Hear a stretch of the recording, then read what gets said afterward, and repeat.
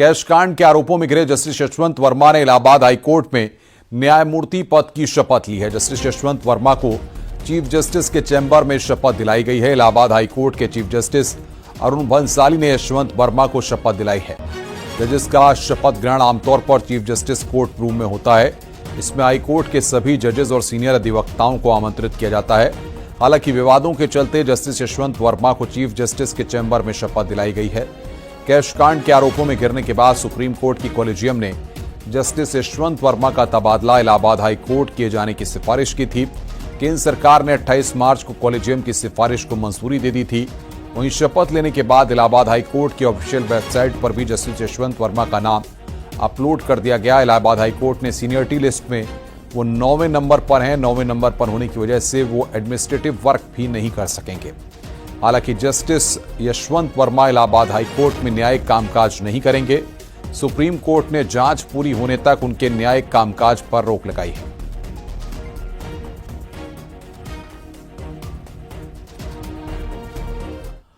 मुरादाबाद से खबर है, पीतल कारोबारी से लूट हुई है। बदमाशों ने बंधक बनाकर लूट की है। लैपटॉप, मोबाइल, सोने की चेन ले गए। घर में कारोबारी को बाथरूम में बंद किया। पीड़ित ने पुलिस को लूट की जानकारी दी है। जिगर कॉलोनी की घटना है। तो लैपटॉप, मोबाइल, सोने की चेन यहां पर ले गए हैं। पीड़ित ने पुलिस को लूट की जानकारी दी है। अच्छा, क्या करके गए? आपके लूट कितनी करी है? मारा पीटा भी?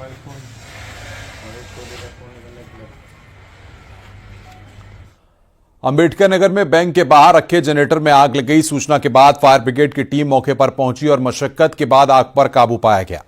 घटना शहजादपुर की है। दोपहर के समय जनरेटर से धुआं उठता देख आसपास के लोग मौके पर जमा हो गए। स्थानीय लोगों ने तुरंत पुलिस को सूचना दी।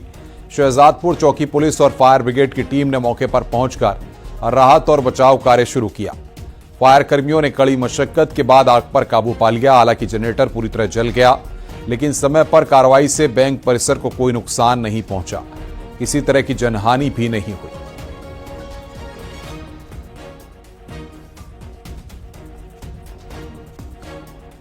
खबर आगरा से है। विदेश में नौकरी लगवाने का झांसा देकर ठगी का मामला सामने आया है। छात्रों ने बेरोजगार युवाओं को विदेश में नौकरी लगवाने का लालच दिया और फिर उनसे लाखों रुपए ऐंठ कर फरार हो गए।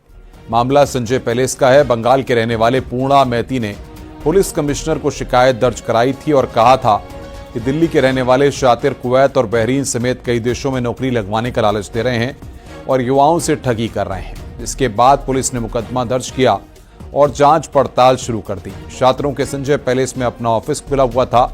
जब युवाओं के उनसे नौकरी का लेटर, वीजा और टिकट मांगे तो शातिर ऑफिस बंद करके फरार हो गए। अब पुलिस इन छात्रों की गिरफ्तारी के प्रयास में जुट गई है।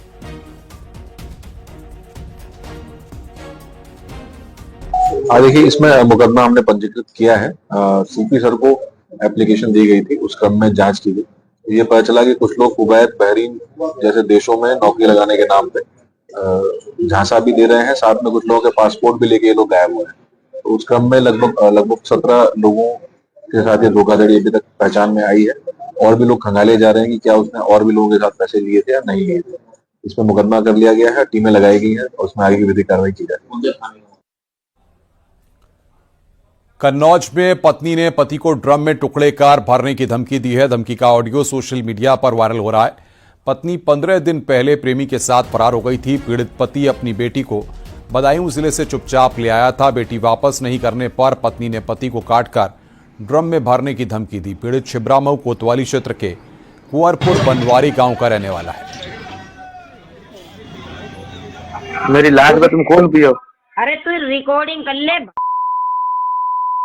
तेरे बाद ड्रम अगर टुकड़ा करके अगर बाने करे कितने 15-16 हफ्ता अगर तेरे बाद 24 टुकड़ा ना कर दे तो अगर भरना दे पतीली कुकर तब तो हमसे कहिए 24 टुकड़ा करोगे हमारे? हाँ 24। किस बात के? तुम्हारा क्या ले लिया आपने? घर वालों ने मुझे समझाया कि बेटा आप अगर नहीं कुछ बोलोगे तो आज को धमकी दी, कल को तुम्हें मार देंगे, तो तुम्हारी कोई सुनवाई नहीं होगी। आप जाइए थाने, प्रार्थना पत्र दीजिए जिससे आपकी कोई कार्रवाई सुनी जाएगी।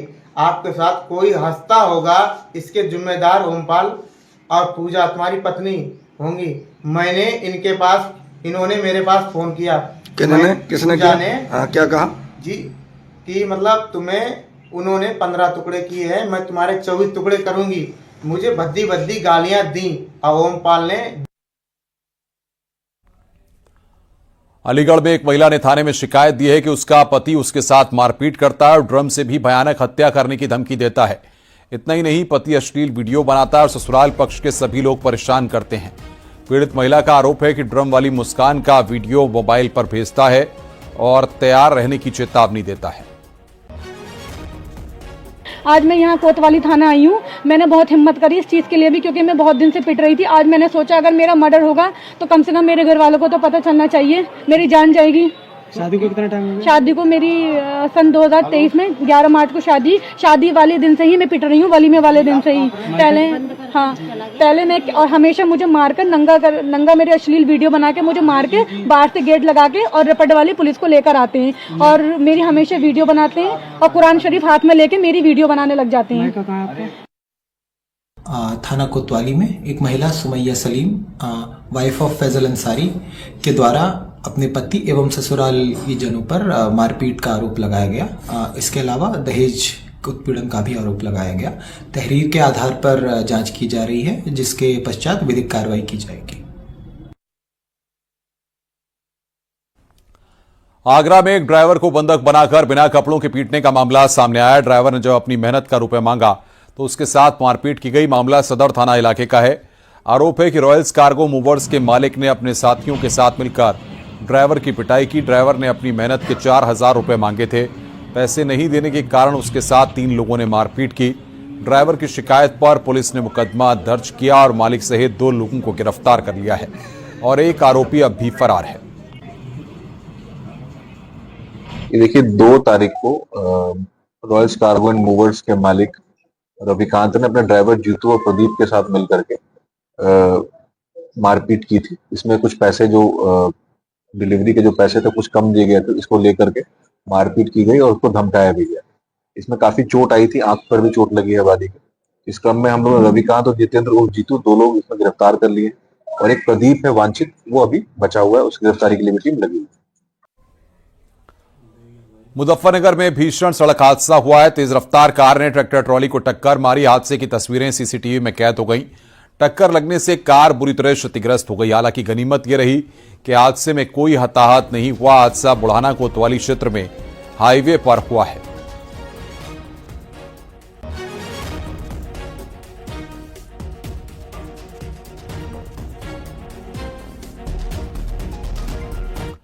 सहारनपुर में फिलिस्तीन का झंडा लहराने वाले शख्स पर बिजली विभाग अब कार्रवाई करने जा रहा है। साकिब खान नाम का यह शख्स बिजली विभाग में संविदाकर्मी है। साकिब खान ने फेसबुक पर फिलिस्तीन के झंडे के साथ फोटो पोस्ट किया था। गागलहिड़ी थाना क्षेत्र का निवासी है यह शख्स।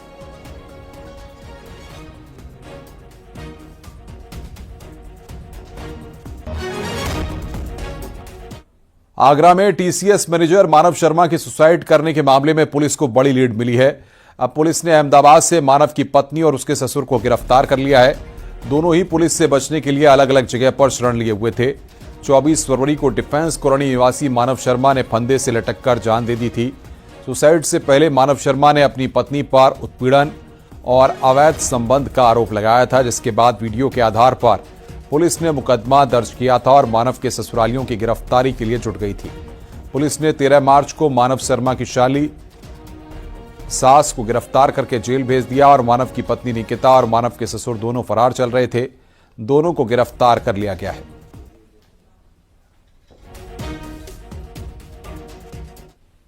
पुलिस ने 24 फरवरी को मानव शर्मा ने सुसाइड किया था और बाद में वीडियो भी वायरल हुआ था। ओरिजिनली ये लोग मुंबई में थे, वहां से आगरा आए थे और फिर अपने मायके भी गए थे बरहन, जो पश्चिमी जोन में यहाँ पर था। इस क्रम में टीमें लगाई गई थी। 10,000 रुपए का इनाम भी घोषित किया गया था और आज इनको अहमदाबाद से इनको गिरफ्तार कर लिया गया है। इनकी जो पत्नी है और जो ससुर है, इन दोनों को हम गिरफ्तार कर रहे हैं। इनसे पूछताछ की जा रही है और आगे से विधिक कार्रवाई नियमानुसार की जाएगी।